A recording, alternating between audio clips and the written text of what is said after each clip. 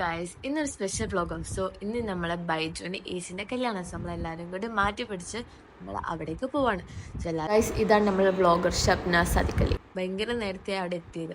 So എല്ലാവരും വരുന്നതിന് മുന്നേ നമ്മളേന്ന് ഫസ്റ്റ് അല്ല കേട്ടോ, കുറച്ച് പേരുണ്ടേനും. ബട്ട് നമ്മളേന്ന് ഗസ്റ്റിൽ ഫസ്റ്റ് എന്ന് പറയും.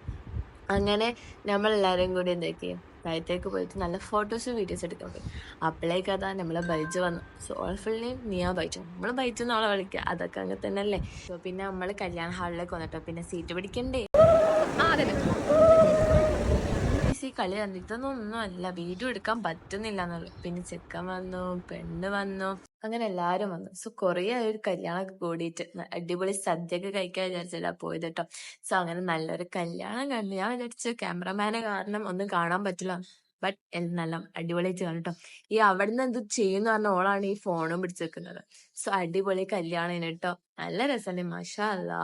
സോ പിന്നാണ് ഈ കുട്ടീനെ കാണുന്നത്. ഈ കുട്ടിയാണ് അടിപൊളി കുർത്തകേട്ടുള്ള കുട്ടിയാണ്. സോ അവിടുന്ന് ഇങ്ങനെ കളിക്കുന്നുണ്ട്.